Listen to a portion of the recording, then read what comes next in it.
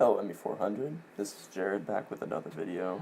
This time it is the cogeneration cycle. If you want the problem, make sure you stop here.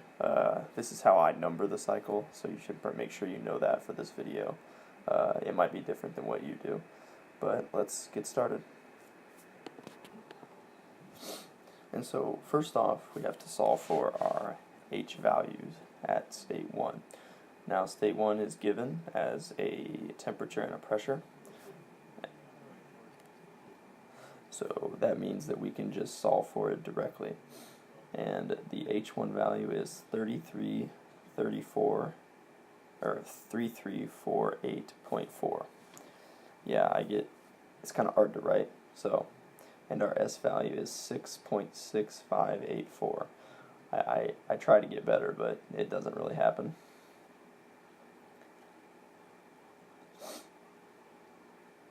Yeah, I do better as the video goes on, so give me a break. And so then, since we have S1, we know that S1 is equal to S2S. This turbine does have efficiency, but we have to solve this way to get another variable for the turbine equation. And so, for this part though, if you check the table, you will see that our S2S value does not fit inside the saturated region, which means that it is superheated. And we have a pressure at 2. So we can just go to the table and find out at our, use our S value and just kind of interpolate between temperatures and find our H value. I know interpolating is a hassle, but you got to do it. And when you get done doing that, you get H2S is equal to 2811.4.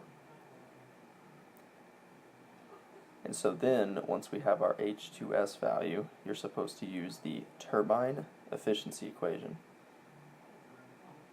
which is equal, our turbine efficiency for this problem is 0.86.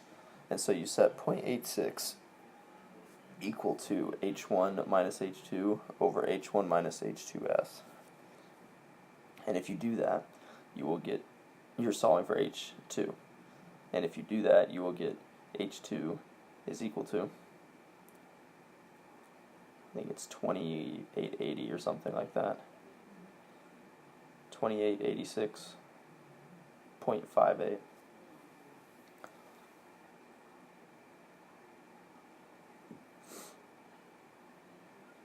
And so, now that we have our H2 value, we need to start focusing on state 3. But the problem is, for this problem, we need to find an S2 value to fix state 3S.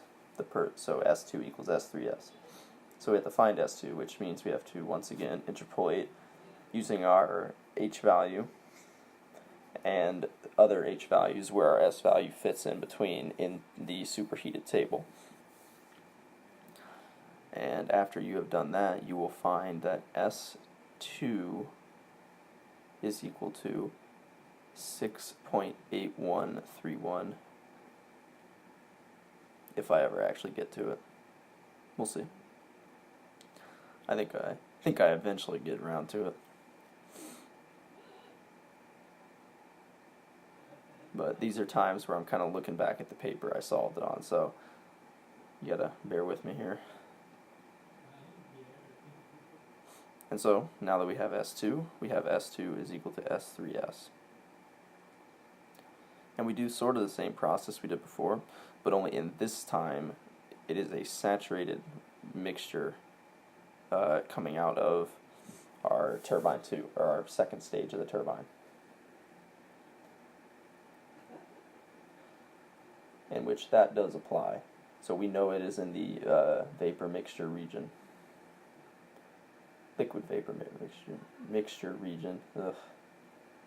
And so then we have to solve for our quality at 3S, which is S3S minus SF at pressure 3 divided by SG minus SF, both at pressure 3. Which I think pressure 3 is 8 kilopascals.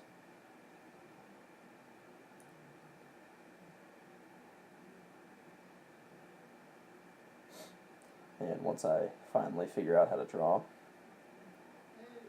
we eventually get it x3s is equal to, I think it's 0.8 something, 0.8146.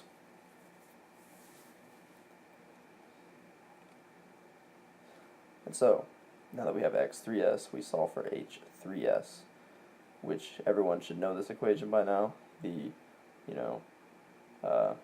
hf plus x times hfg, but I'm going to write it out anyway. And from this equation, you end up getting the following answer, h3s, to be equal to 2131.49.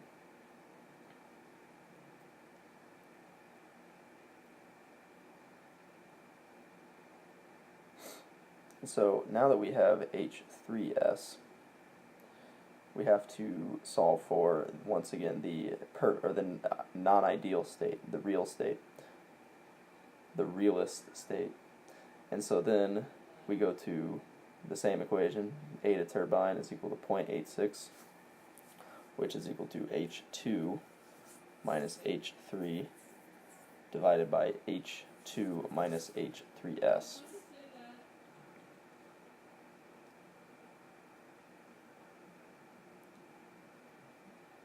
And once again, we are solving for h3, and so once we do that, we end up getting h3 to be equal to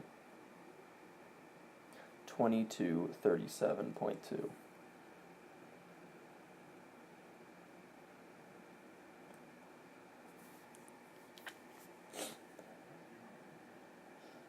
And now that we have h3, we need to move on to state 4. State 4 is just right after the condenser, which is saturated liquid at pressure 3, but pressure 3 equals 4, because there is no pressure loss in the condenser. And so H4 is equal to HF at pressure 4, which is equal to 173.88.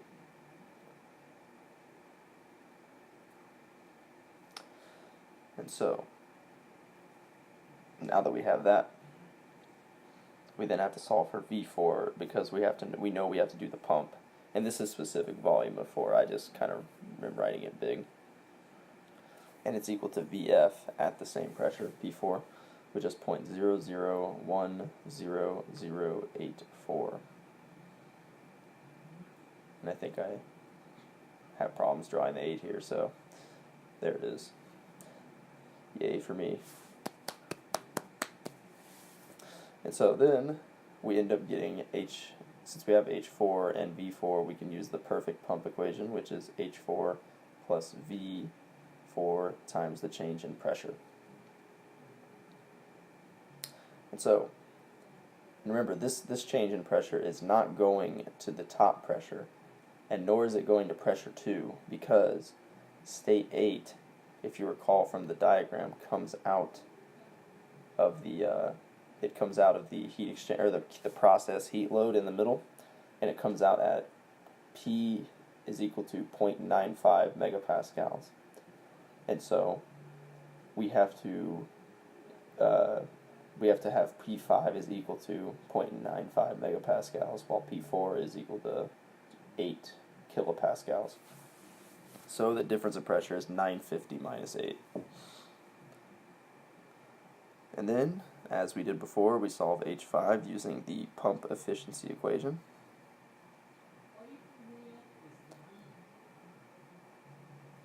Which is H5S minus H4 divided by H5 minus H4. And we are solving for H5, which H5 is equal to 175.1.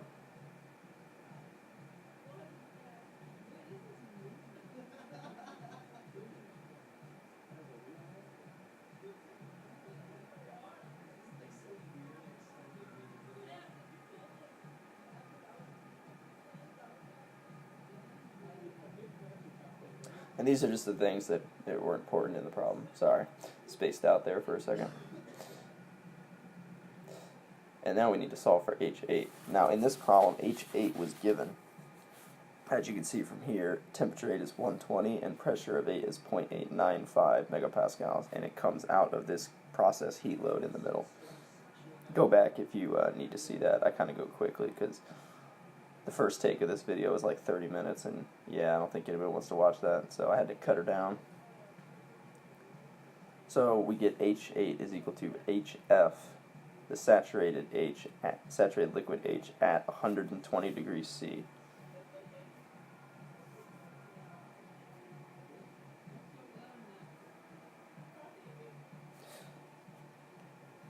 And it took me a second to find this part, so give me a minute.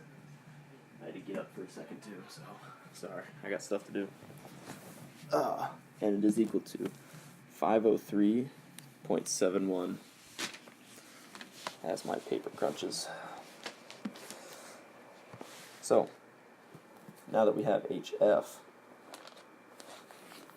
we then balance we do a mass balance or energy balance or whatever type of balance around where they mix again. So if you go and look at the drawing, which I think I take you there in just a second, so give me a second, just wait for that. We balance around the mixing tank, and now we don't usually draw the mixing tank, but the mixing tank is sort of here, like at this little spot that I circle here.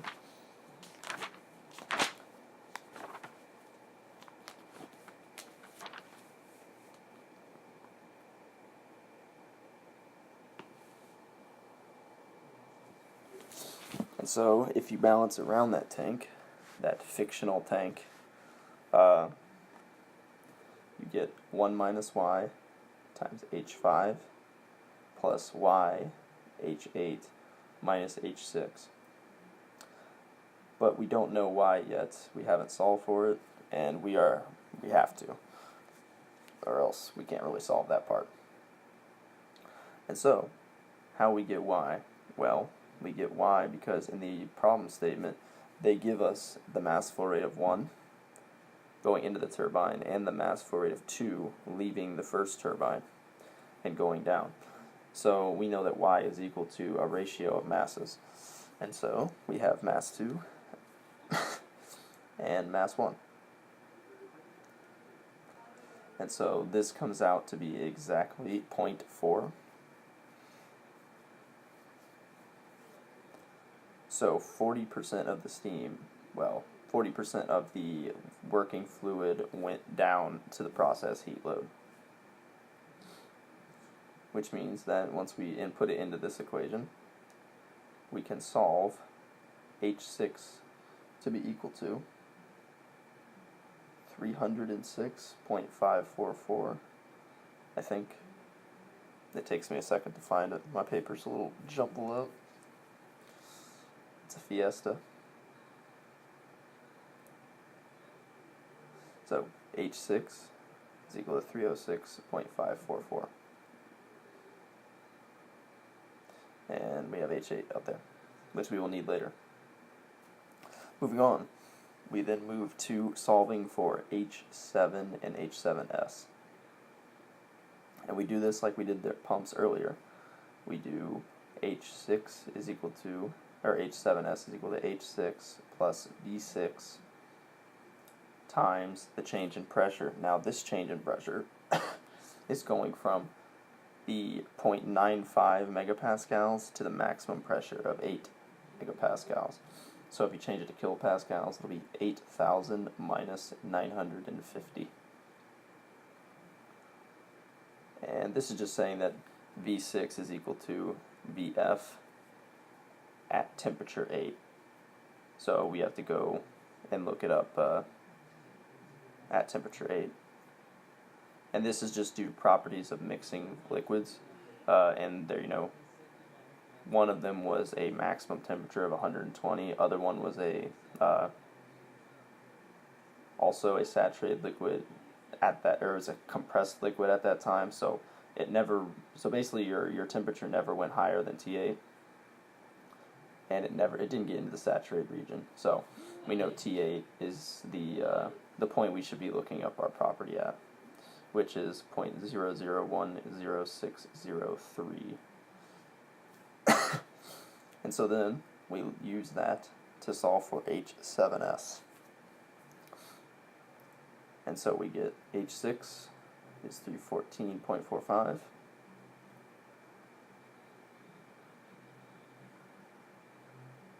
Oh no, H7S is, I was about to say, I was like, wait a minute, that doesn't make sense, but yeah, I'm tripping. Anyway, 314.45. And then we use the pump equation, like we did the other times. And we get H7S minus H6 divided by, man, if I can ever get to it, holy, it's a struggle out here, divided by H7 minus H6.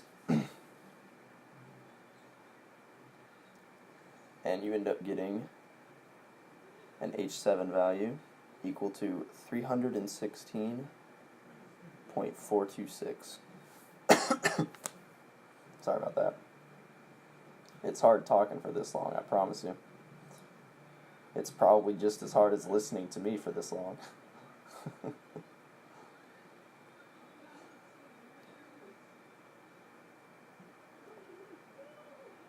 And so, now that we have all the, I guess, H values, we can solve for all what the actual question's asking. So, A is just the Q process. So it's the amount of heat being used for that middle part where 2 and 8 are across. And so we have our mass flow rate of 2 times the difference in enthalpy across that middle section, which is H2 minus H8. And this is equal to 9. Well, I start writing 8 because I looked at the wrong part, but it's, well, I'll figure it out here in a second and then realize I messed up. So give me 1 second. You'll hear the light bulb. Oh, there it is. It is 9.531 times 10 to the 8th kilojoules per hour. And if you think I couldn't make a mistake like that again, wait another 15 seconds, and I do the exact same thing once more. If you don't learn from history, doomed to repeat it. And so this is in kilojoules per hour because our mass flow rate is per hour.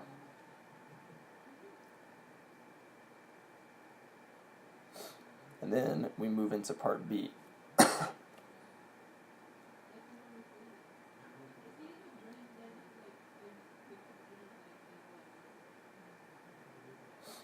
And part B asks for just the work of the turbines.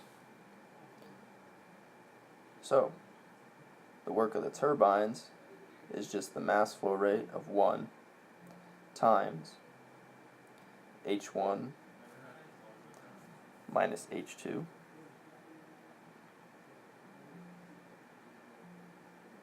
plus, that's the first turbine, and this is minus, or plus 1 minus Y, because we have a division of mass now between 2 and 3, and H2 minus H3 as the second turbine's work.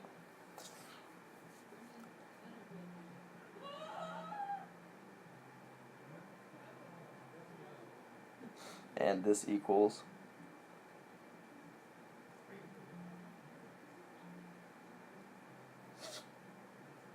3.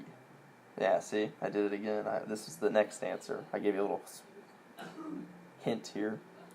It's 8.514 times 10 to the 8th kilojoules per hour. And if I remember correctly, this last part was a struggle writing in kilojoules per hour. Let me see if I'm right. Oh man, it was brutal. Let me see. Or is it the next one?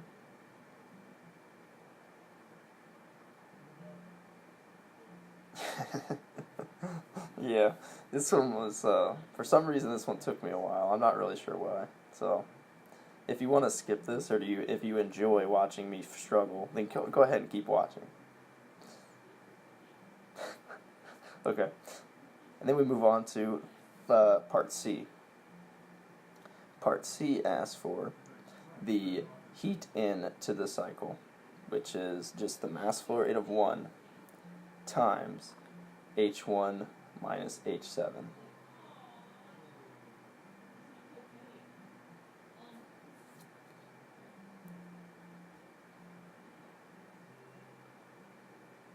And it is 3.03 times 10 to the 9th kilojoules per hour.